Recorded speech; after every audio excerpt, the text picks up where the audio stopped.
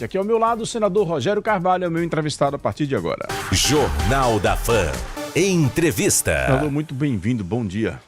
Bom dia, Narciso. Bom dia a todos os ouvintes da Fã. Satisfação estar com você aqui nessa sexta-feira. Satisfação manhã, toda nossa. Madrugando, né? Madrugando. Senador, como é que tem sido esse exercício da liderança do PT no Senado? Qual tem sido o desafio nesse início de 2025? Bom, primeiro, é uma tarefa muito nobre, né? Você liderar uma bancada que tem 9 senadores atuando no Senado. Tem um que está licenciado, que é o Camilo Santana. Tem 2 licenciados, mas tem um que está sendo substituído por uma senadora do PSD. Os grandes desafios é exatamente encontrar a equação que contemple todos os partidos para a gente definir a pauta do Senado todas as semanas, né? Ou seja, como compatibilizar os interesses do governo, do Partido dos Trabalhadores e dos outros partidos, porque todos ali estão representados. Então, o parlamento tem essa beleza, que é garantir que todos os setores da sociedade possam ter seus representantes e seus projetos sendo votados, sendo discutidos e votados nas comissões e no plenário. Acredito que no segundo semestre, ou no final deste semestre, nós teremos os temas mais relevantes chegando lá no Senado Federal, como, por exemplo, a isenção do imposto de renda, que vai ser muito importante. Esse projeto ele vai isentar, ao final, 36 milhões de brasileiros que vão deixar de pagar imposto, sair da relação de contribuintes. Isso vai aumentar a renda de parte de um número enorme de famílias, porque deixa de pagar, né, e passa a ter esse salário integral para suas despesas. O debate vai acontecer, acredito que antes do segundo semestre. A gente precisa aprovar isso até setembro de 2025. Também vamos aprovar nos próximos dias. Eu fui designado relator pelo presidente do Senado da medida provisória 1292, se eu não estou enganado o número, que trata do empréstimo consignado para quem é funcionário CLTista. Isso também vai facilitar muito a vida, principalmente das pessoas que estão endividadas. Você imagine, se você tem uma dívida que paga 7% de juros ao mês, você poder tomar um dinheiro no empréstimo consignado e ir lá e renegociar essa dívida e pagar uns juros que vai ser 8 vezes menor, né? 5 vezes menor, isso vai facilitar bastante a vida das pessoas que estão endividadas e, na necessidade, você poder antecipar e ter um recurso para resolver um problema familiar, um problema pessoal. Isso vai ser muito importante também.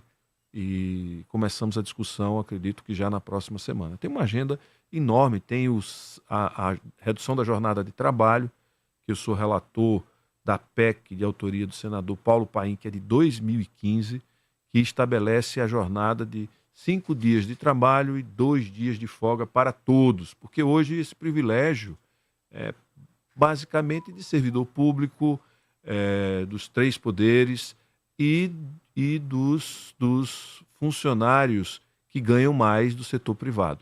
Os funcionários que não conseguem fazer trabalho remoto, home office, como chamam, esses não têm o direito de trabalhar só 40 horas ou de ficar em casa, trabalhar de casa, né? Ou seja, quem trabalha com serviço, quem trabalha com comércio, essas pessoas são as mais prejudicadas e as que ganham menos e as que são mais exigidas e, portanto, a gente precisa acenar para essa população para ter um dia mais de folga, ter mais tempo para a família, mais tempo para o lazer e até mesmo abrir novos espaços no mercado de trabalho. Senador, é uma impressão, para quem acompanha cá de fora um pouco as duas casas, Senado e Câmara, no Senado, esse clima da polarização, aquele clima um pouco mais hostil, ele é mais arrefecido, ele é menor do que na Câmara?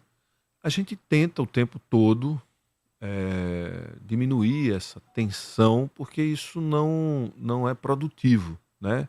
E a gente precisa se entender, precisa discutir os projetos, aprovar os projetos. O Senado é mais ameno, até porque são pessoas com mais maturidade, pessoas que convivem mais proximamente, são só 81 senadores, geralmente tem 75, 76 senadores na casa, e a gente conhece todos e se relaciona com todos. Então, o ambiente é mais tranquilo e de mais conversa. Por exemplo, nós aprovamos, com o relatório da senadora Tereza Cristina, que foi ministra do governo anterior, a lei da reciprocidade. Nessa guerra comercial que o Brasil, que o mundo foi jogado pelo o presidente dos Estados Unidos, nós precisávamos ter um instrumento para reagir. E isso é a lei da reciprocidade, ou seja, se eles fizerem algo com a gente está autorizado a fazer o mesmo ou na mesma proporção que eles fizerem com a gente. E essa lei foi aprovada por unanimidade, por exemplo, e a relatoria foi de uma senadora da base de oposição. Então, esses consensos e esse debate existe. Por exemplo, eu estou acompanhando um debate sobre as praias e os terrenos de marinha, que a gente está trabalhando para que isso possa ser isentos, todas as casas, terrenos, as pessoas deixarem de pagar o laudêmio. A gente está trabalhando muito fortemente nisso, e a gente vai chegar num consenso, inclusive com o setor de oposição, com a base de oposição. A gente está trabalhando para isso. E temos um diálogo. Eu marco reuniões com o Esperidião Amin, no Ministério de Gestão e Inovação, que trata deste assunto e de outros assuntos. O importante é que a gente possa, ao final, que o nosso trabalho possa resultar em algo que melhore a vida das pessoas. Se isso não acontecer, não faz sentido exercer o mandato. Entre as posições que você já exerceu, que o senhor já exerceu na mesa e essa função de líder do PT, o que é que tem trazido, digamos assim, mais facilidade de acesso aos ministérios e automaticamente de resultados para Sergipe? A mesa, ela é muito para dentro do Senado, ela lhe credencia junto aos senadores, né? E eu fui terceiro e depois fui o primeiro secretário, que na estrutura do Senado, o segundo cargo de maior relevância em termos de comando do Senado como uma instituição. Então, me sinto muito honrado. Mas eu fui líder também em 2020, líder do PT, na legislatura passada, e agora estou de novo na função de líder. Eu diria que a função de líder, ela é muito importante, porque nós, todas as semanas, temos reuniões de líderes, onde a gente define a pauta, quais são as prioridades que serão votadas. Eu participo com os senadores líderes dos outros partidos do debate legislativo, então isso é muito importante. Participo todas as segundas-feiras, por isso que não tenho ficado aqui às segundas-feiras, porque eu participo de reuniões com a ministra Gleisi, com os líderes do governo, Jacques Wagner e José Guimarães, na Câmara e no Senado, e o líder do governo no Congresso. E o líder do PT na Câmara. Todas as semanas a gente se reúne, faz a avaliação, define o que é prioridade, onde a gente deve atuar. Então, é uma tarefa de auxílio e que nos permite ter mais força para aprovar, para liberar mais recursos. A gente mantém. Então, para o Estado, a minha condição hoje é uma condição de facilidade para liberar mais recursos, de saber qual é a agenda, de estar mais perto do presidente da República. Então, isso é importante porque ajuda a gente a destravar algumas agendas e algumas pautas. Petrobras e Fafem, quais são os resultados e os quadros atuais desses dois equipamentos importantes para Sergipe? Bom, a Fafem, uma notícia muito boa de ontem, né? Foi aprovado a reincorporação das Fafems da Bahia e de Sergipe à Petrobras. Então, a Petrobras vai reassumir ao longo do tempo. É óbvio que tem a Unigel no meio, não é um processo Rápido. desrespeitoso, é um processo negociado e em conjunto com a Unigel, mas a Petrobras vai assumir definitivamente, reassumir definitivamente a sua propriedade e a operação dessas duas Faféns, da Bahia e de Sergipe. Com relação a Sergipe Águas Profundas, que é a produção de petróleo nos dois poços já identificados, que vai gerar aí, vai produzir em torno de 240 mil barris de petróleo dia. A licitação da FPSO ou das FPSOs que estão em curso deve ser encerrada em junho. Então a gente tem já isso mais ou menos tá parecendo que não vai dar deserto como foi a outra, né? Tem sinais de que teremos empresas que vão participar e que vão participar do certame e apresentar proposta. Isso é muito bom para a gente, é uma notícia muito boa. E nós estamos trabalhando na vinda do presidente Lula, na vinda junto com a presidente da Petrobras, para a gente ter a nossa sede administrativa da Petrobras e a volta definitiva da Petrobras para o estado de Sergipe. E daqui, parte dessas operações de implantação dessa nova operação da Petrobras nesses dois poços de gás e petróleo, seja feito daqui de Sergipe mesmo, certo? E isso eu acho que é um marco que vai definir a volta da Petrobras para Sergipe. Creio que o presidente deve vir aqui para a inauguração do Hospital de Amor, lá em Lagarto, entre 15 e 30 de maio, tem uma previsão, e nessa mesma data fazer os anúncios relativos à volta da Petrobras, que é uma luta que nós encampamos desde 2023, que a gente vem trabalhando intensamente, e desde a minha eleição de senador que essa era uma aposta do nosso mandato, que era trazer de volta a Petrobras, os empregos da Petrobras. A Petrobras e Sergipe tem uma relação muito junta do crescimento e do desenvolvimento do Estado, da nossa história. Antes da Petrobras, a gente não tinha uma classe média. Depois da Petrobras, passamos a ter uma classe média, passamos a ter um sistema financeiro, um sistema bancário, sindical. A Petrobras foi muito importante para o desenvolvimento do nosso Estado e creio que essa segunda presença agora da Petrobras vai ser ainda mais relevante por conta do volume de óleo e gás que será produzido no estado de Sergipe. Imagine que a nossa produção, até ela ter sido retirada daqui, ou seja, saído daqui, porque ela saiu praticamente, né, em 2017, 2018, a gente chegou no máximo a uma produção de 40 mil barris de petróleo. Nós vamos para 240 mil barris de petróleo dia, ou seja, nós vamos multiplicar por 6 a produção, e veja, com 10, 15 e depois 40 mil barris, Sergipe se desenvolveu. Imagine com 240 mil barris de petróleo dia, além dos 18 milhões de metros cúbicos de gás dia e de um gasoduto que será construído para integrar essa produção de gás na rede de distribuição que vai abastecer toda a região Nordeste e vai ser integrado no Sistema Nacional de Distribuição de Gás. Aí, portanto, essa informação em primeira mão para você que está ouvindo o Jornal da Fã. Exclusiva. Perspectiva de que o presidente Lula possa estar aqui em maio para trazer todas essas boas notícias a Sergipe, inclusive o retorno do escritório da Petrobras para o nosso estado. Essa semana, queria saber como é que foi a repercussão disso no Senado. Essa semana, a deflagração aí desta operação de uma investigação no INSS. Como é que foi a repercussão disso? Que providências o governo está tomando? E qual a garantia que as pessoas sentem que terão a devolução desse dinheiro que foi descontado ilegalmente?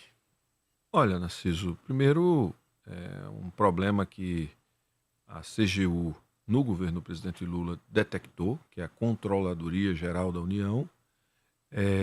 Havia já uma sinalização para o ministro Lupe e, como houve uma certa demora para tomar as providências, o próprio presidente decidiu demitir a pessoa, o Stevanotto, que era o presidente do INSS, o ministro da Controladoria Geral da União também já se manifestou, ou seja, agora tem que fazer o levantamento de quem foi prejudicado para buscar reparar este dano que foi causado a esta população.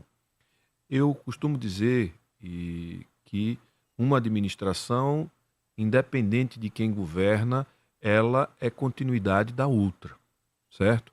E é muito difícil, às vezes, você identificar o problema que vem da administração anterior e agir para que isso não contamine o governo que vem na sequência.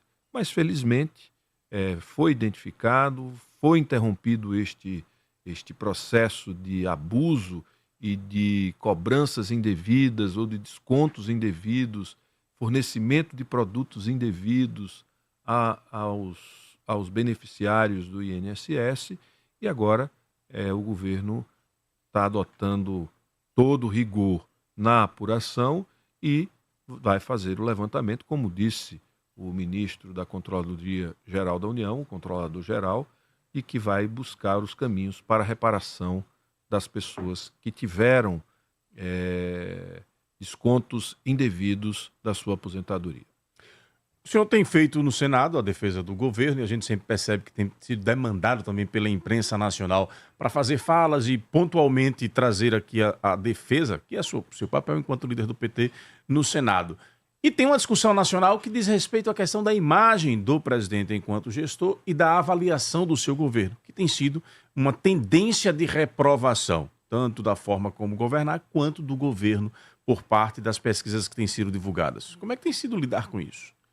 Bom, primeiro, o presidente Lula, ele continua sendo o preferido da população quando se trata de sucessão presidencial.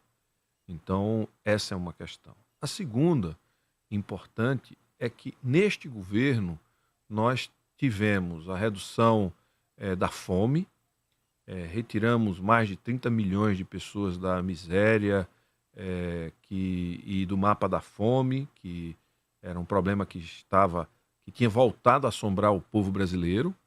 Nós reduzimos o desemprego ao menor índice histórico, 6,2% de desemprego de pessoas desocupadas. Nós voltamos a ser a 10ª economia do mundo. Qual a importância disso?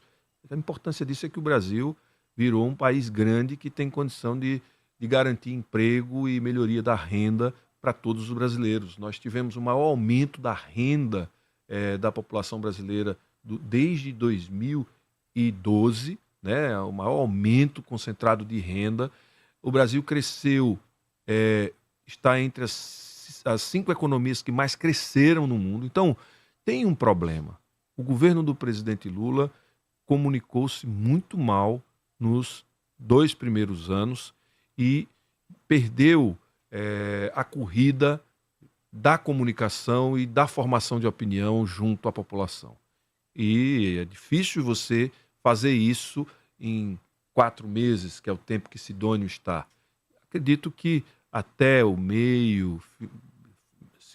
metade do segundo semestre, o governo vai ter uma presença e uma comunicação melhor. Já houve melhoria na avaliação do governo, que reflete um pouco essa mudança na comunicação do governo. Porque o governo tem tantas realizações, né, tantas coisas que aconteceram. Por exemplo, então você está entre aqueles que acham que o governo se comunicava mal. Muito mal. Veja, nós fizemos o Desenrola.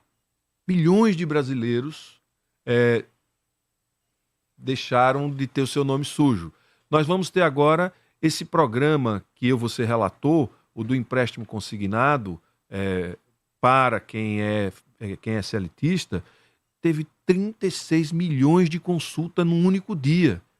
Percebe? Então, nós temos vários, o Pé de Meia, que são programas voltados, o Bolsa Família, que deixou de ser um um repasse irregular, como era no governo anterior, que você recebia 3 meses, suspendia 3 meses, ficava um mês, outro. Não era uma coisa regular, agora é regular. Nós temos o BPC que aumentou bastante o pagamento, o número de aposentados que estavam na fila para conseguir aposentadoria também evoluiu. Então, tem muita coisa que precisa ser comunicada que não estava sendo comunicado e muitas mentiras que estavam sendo ditas que não estavam sendo combatidas adequadamente. Então, eu acredito que essa entrada do Sidônio e a melhoria na comunicação e o envolvimento maior da base de sustentação do governo, eu creio que a gente restabelece o lugar do presidente Lula na visão da população brasileira. E outra coisa, viu? Imagine neste momento em que o mundo passa pela crise que está passando, não fosse a experiência, a credibilidade, a respeitabilidade que tem o presidente Lula no mundo. Porque a gente está acompanhando o que o Trump está fazendo, desconstruindo o que foi construído nos últimos quase 80 anos, né? Depois da Segunda Guerra Mundial.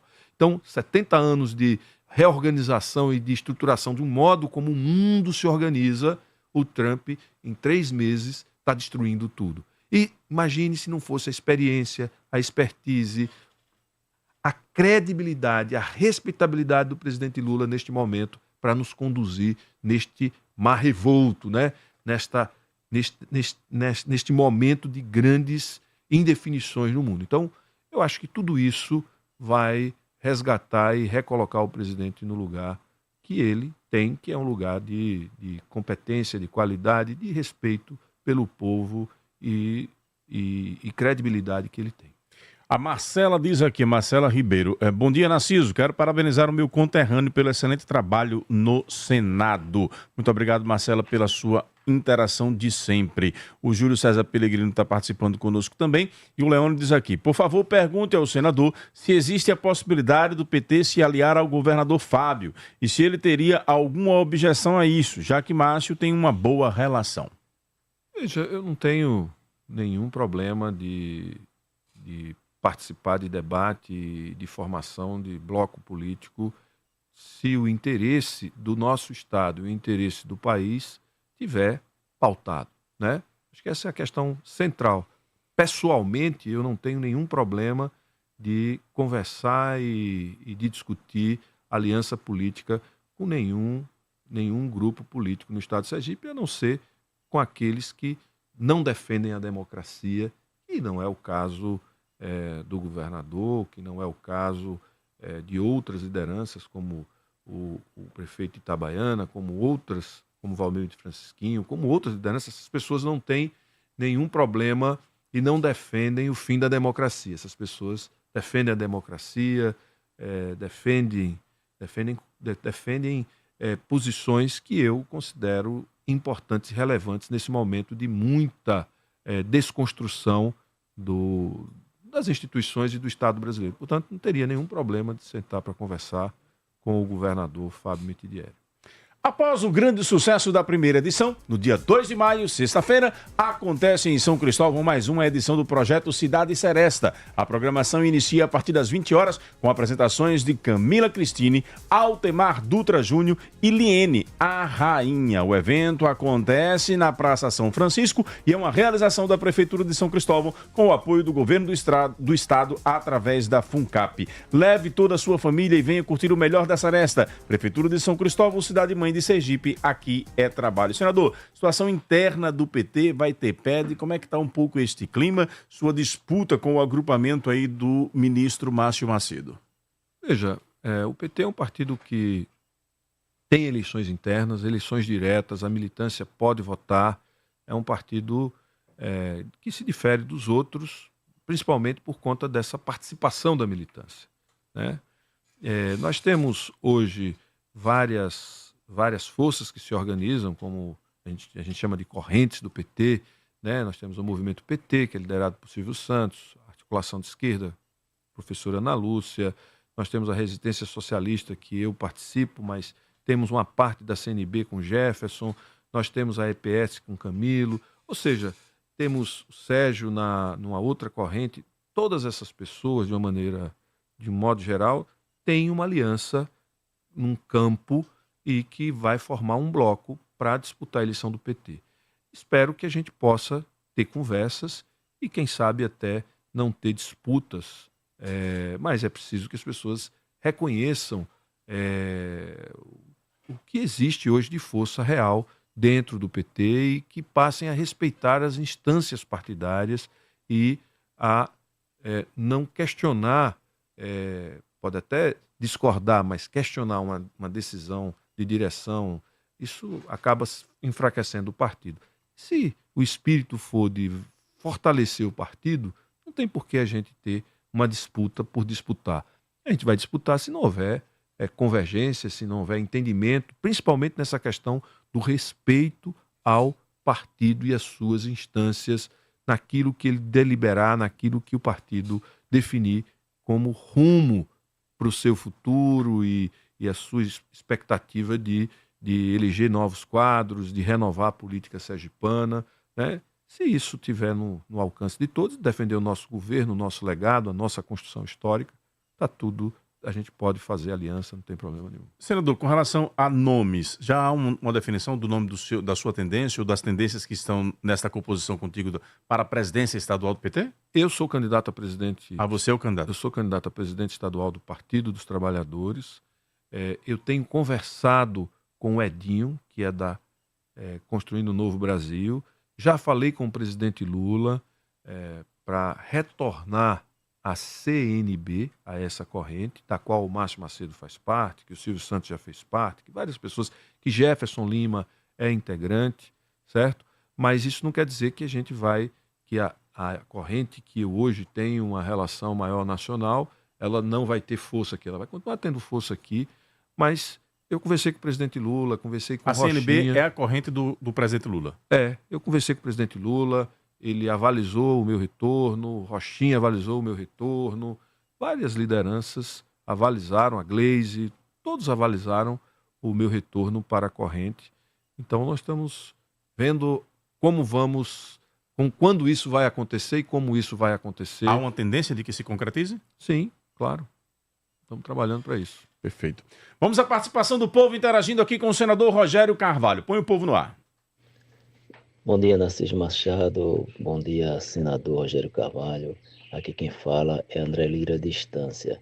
Ô, senador, gostaria de saber do senhor, em que pé estão as PL 2336 e a 2511-2023?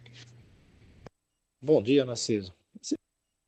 Eu gostaria de saber do senador Rogério, né, como é que está a articulação, né, do partido e junto à base aliada, falo no Senado, né, para barrar, né, o projeto, né, da anistia, caso ele tenha êxito na Câmara, né, ou se essa votação ela vai girar a nível de Congresso Nacional. Lindomar e o André Lira, fica à vontade.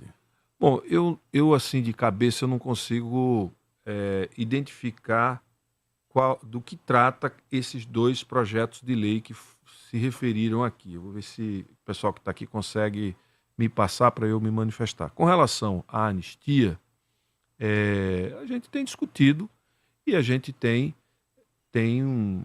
a base do governo e a base que dá sustentação ao governo e um pouco mais ampla, entende que o que aconteceu no dia 8 de janeiro e o que aconteceu para produzir o 8 de janeiro foi muito grave. Nós estamos falando de uma armação para matar um presidente eleito, o vice-presidente e o presidente do Tribunal Superior Eleitoral.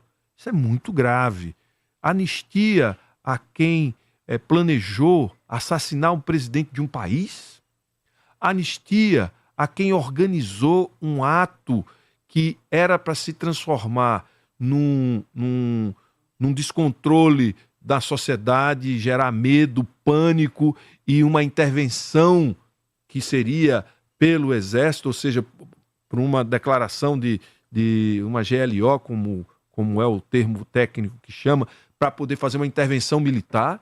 Então, nós estamos falando de uma tentativa de golpe que não deu certo, mas que gerou um ato terrorista de destruição do Senado, da Câmara, do Palácio do Planalto e do STF, que são símbolos do nosso país.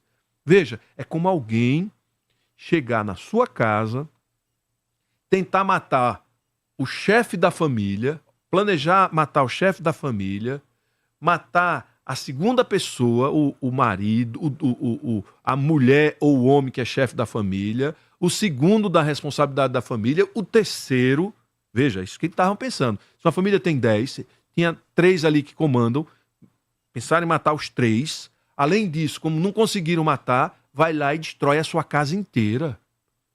Essas pessoas merecem anistia?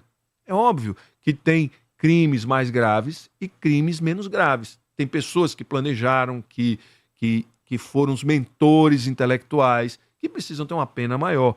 E é importante dizer que eu ontem, inclusive, jantei com o ministro Gilmar Mendes. Ele estava acabando de sair de uma sessão do STF e eu conversei com ele e estávamos falando exatamente sobre isso.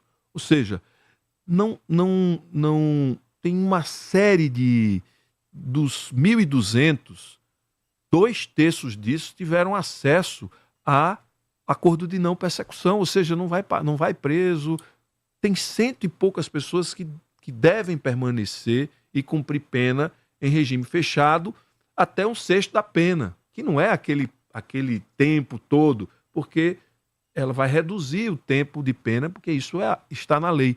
Por quê? Porque essas pessoas planejaram, essas pessoas foram mentoras do que aconteceu, essas pessoas se amotinaram, essas pessoas organizaram tudo. E tem algumas que têm uma situação mais grave, porque organizaram, além de tudo, além de um golpe, de uma tentativa de golpe, além do ataque e de destruição do patrimônio, de organizar tudo isso, de financiar tudo isso, teve gente que planejou a morte do presidente Lula, do vice-presidente Geraldo Alckmin e do presidente do TSE, o ministro Alexandre de Moraes. Então essas pessoas, não tem como a gente pensar na anistia. E quem defende a democracia tem que tomar cuidado com isso, porque veja, lá atrás quem assistiu Ainda Estou Aqui, né, viu quanto é duro um regime autoritário. Quantas pessoas desapareceram, quantas pessoas foram torturadas, mortas, quantas pessoas ficaram presas 1 ano, 2 anos, sem nenhum tipo de defesa. Essas pessoas estão tendo todo tipo de defesa, elas estão podendo se defender, estão reduzindo suas penas, é público, todo mundo sabe onde é que elas estão, ninguém está escondido. Então, o processo é muito diferente e eu acho que, eu acredito que as lideranças mais responsáveis do Congresso Nacional não vão aprovar a anistia. Imagine, só um dado que uma vez uma pessoa me provocou, se aquele ato de 8 de janeiro de 2023 tivesse acontecido no dia 8 de janeiro de 1971, aquelas pessoas que foram presas, elas teriam tido um julgamento justo ou elas seriam presas, torturadas, assassinadas e algumas desapareceriam sem dar sinal para ninguém da família? Que foi assim que aconteceu no regime militar, né? Neste momento a coisa está acontecendo de forma muito diferente. Após o grande sucesso da primeira edição, no dia 2 de maio, sexta-feira, acontece em São Cristóvão mais uma edição do projeto Cidade Seresta. A programação inicia a partir das 20 horas com apresentações de Camila Cristine, Altemar Dutra Júnior e Liene a Rainha. O evento acontece na Praça São Francisco e é uma realização da Prefeitura de São Cristóvão com o apoio do Governo do Estado através da FUNCAP. Leve toda a sua família e venha curtir o melhor da Seresta. Prefeitura de São Cristóvão, cidade mãe de Sergipe, aqui é trabalho. Vamos a mais 2 ouvintes com o senador Rogério Carvalho.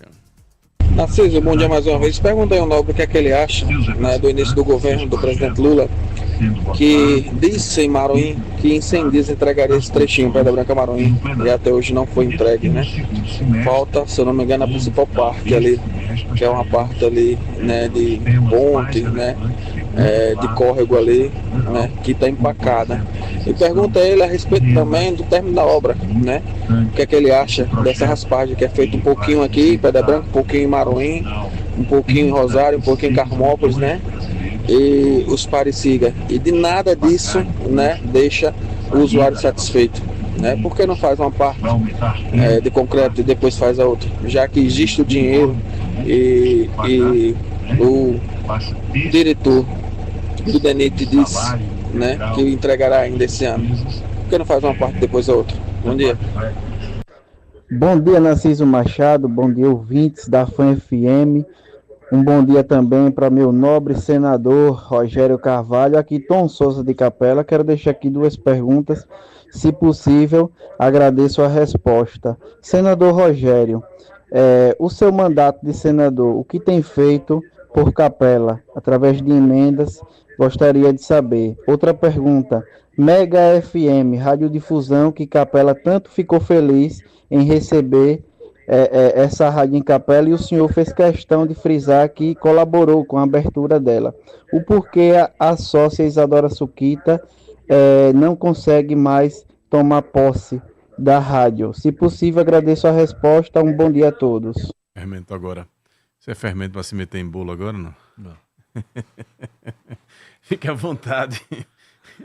Bom, primeiro, sobre a BR-101, eu conversei com o presidente do DENIT, o superintendente do DENIT daqui do estado de Sergipe.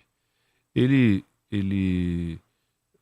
vai estar faltando um trecho ainda de 11 quilômetros, né, dos 25 quilômetros até o meio do ano, 12 devem ser entregues, né, concluída a cabeceira de ponte, finalização, e tem 11 quilômetros que deve ser entregue até o final do ano. Esse é o compromisso do presidente do DENIT. Neste período foi identificada a necessidade da construção de seis passarelas para poder garantir a segurança da população que vive no entorno e que atravessam a rodovia. Então, acredito que depois desses 20 anos de duplicação, eu acredito que até o final de 2025 nós teremos a duplicação completa de Propriá à Estância. Temos ainda o sul, né, a parte sul de Estância até a divisa com Cristinápolis, que está em fase de projeto e deve ser executada até 2030, tudo, e a BR-235 de Aracaju até Terradura, em São Cristóvão, e um projeto que eu sugeri lá atrás, numa reunião com toda a bancada, de federalização da SE 270, que liga Itabaiana, Lagarto, Tobias Barreto e até a BR-101 de Lagarto até a BR-101, junto com a 235, para que pudesse ser duplicada todo esse trecho e a gente ter o estado de Sergipe bem servido de rodovias e resolver o nosso problema de tráfego, de velocidade, inclusive para atrair investimentos importantes, porque hoje grande parte do comércio não se dá em lojas, se dá via internet, e esse comércio ele é mobilizado em grandes centros de distribuição, grandes centros de logística, né, para armazenar e distribuir mercadoria. Então, é muito importante. E sobre a Mega, eu não tenho muito o que falar, porque eu não tenho nenhuma relação formal nem informal com essa emissora. Então, é uma questão dos sócios e os sócios que precisam se manifestar sobre o assunto. Senador, já estou com o tempo estourado, mas preciso lhe fazer 2 perguntas que não podem deixar de ser feitas. O senhor já disse que não tem objeção de uma reaproximação com o bloco aí do governador Fábio Mitidieri. Entre os nomes postos como possíveis candidatos ao Senado, teria objeção a algum deles ou preferência por algum numa possível formação de chapa? Veja, eu tenho preferência e vou trabalhar muito para ter a simpatia do eleitor sergipano, adversário, aliado. Isso a gente não escolhe na política. O que eu quero mesmo é ter a simpatia e o reconhecimento do povo sergipano. É isso que eu espero, poder me comunicar e poder falar e ter esse retorno. É isso que eu espero. O resto é da política, a gente não escolhe. Para a gente finalizar mesmo, queria que o senhor, rapidamente, 2 minutinhos, se posicionasse sobre aquela questão do processo. Nós já colocamos seu advogado aqui, o advogado da outra parte. Como é que está essa situação? A questão do escritório na Faria Lima, a questão das dívidas aí da campanha. O escritório da Faria Lima, vou começar por essa parte, porque é um nome bonito, né? Na verdade, é um escritório de contabilidade. Quando você abre uma empresa, você arranja um endereço. Aqui em Sergipe tem vários lugares onde você tem Os um coworks endereço. chamados. Os coworks, que é um endereço contábil para que você possa receber informações, correspondências da Receita Federal, dos órgãos, de uma maneira geral. Como eu fui responsável pela minha família, né? Eu tenho 5 irmãos, comigo 6, e eu fui responsável por ajudá-los a montar uma empresa familiar, e eu consegui a referência lá em São Paulo de um amigo meu que trabalha com isso. Então, esse foi o motivo de ter o endereço lá. Mas isso vai ser transferido para cá, porque a empresa já foi montada, já tem um acordo com a Atacarejo, já está sendo construído o prédio. Em relação à dívida, é importante dizer ao povo sergipano que essa dívida é uma dívida do Partido dos Trabalhadores, que foi contraída em 2014. A campanha que eu fui candidato a senador foi pago, na época, mais da metade do valor da dívida. Depois, a Justiça penhorou a casa do Partido dos Trabalhadores e ficou um saldo que o partido não quitou e nem foi buscado nas contas nacionais do partido o pagamento, porque o partido nacionalmente assumiu a dívida, fez a assunção da dívida. Então, eu estou sendo cobrado solidariamente. Eu não me nego a entrar num acordo com o credor desde que siga a lei. Ou seja, o que tem de discussão é qual é a regra de cálculo da correção. Porque existe uma lei e tem que seguir a lei. Então, enquanto a isso, eu estou absolutamente tranquilo. Eles tinham entrado com uma ação para interromper uma obra que vai beneficiar. A Justiça já reformou, já desbloqueou, já está resolvido isso. Agora, é a questão da parte que foi dito que eu tinha feito uma transferência indevida. De bens para fugir do pagamento. Veja só, esse bem ele foi transferido para as minhas filhas há 3, 4 anos atrás, não tinha nenhuma restrição no cartório. Eu tive que, para fazer esse acordo com o Atacarejo, eu tive que ir ao juizado de menores, porque uma das minhas filhas é menor, tive alvará da Justiça da Infância, do juizado da Infância e da Adolescência, tive parecer do Ministério Público, porque era uma coisa mais complexa, um modelo novo de formação de empresa com uma menor. Então, tudo isso passou pela Justiça e nada de óbice sobre o bem que eu transferi para as minhas filhas, que é uma herança do meu pai, que ele passou para a gente na década de 70, certo? Então, é preciso a gente ter mais cuidado com as pessoas. Veja, eu sou uma pessoa que vivo de imagem, eu sou político, e às vezes esse tipo de notícia atinge aquilo que a gente tem de mais precioso, a nossa imagem, certo? Veja, eu fui candidato em 2018. Você ouve falar de alguma dívida minha? Em 2022 eu fui candidato. Tem alguma dívida minha? Em 2024, Candice foi candidata. Eu estava ao lado dela. Tem alguma dívida? Ela ficou devendo alguma coisa, certo? Eu não tenho essa. Aquela foi porque naquele ano o Partido dos Trabalhadores doou 275 mil para minha campanha e eu tive que pagar 275 mil de multa por causa do dinheiro que eu recebi do partido. O partido fez a assunção da dívida, certo? E eu estou sendo cobrado solidariamente como avalista, não como o principal devedor, certo? Apesar da campanha ter sido de senador, onde eu era o candidato, mas era uma dívida do partido. Então, é preciso que a gente tome cuidado, porque a coisa mais cara que um político tem é a sua imagem, é o que ele constrói ao longo da vida. E fazer essa destruição é muito ruim. Obrigado pela presença. Obrigado até a você, próxima. Narciso. E gostei da pergunta porque me deu a oportunidade de esclarecer. Muito obrigado a você, muito obrigado à FAM e um grande abraço aos nossos conterrâneos. Agora que eu estou muito feliz de estar... Faltou a gente abordar essa parceria em Lagarto com o prefeito Sérgio, né? A coisa está avançando bastante lá, né? Nós já assumimos. Vai ficar para a próxima essa. Vamos lá. Um abraço. Tchau.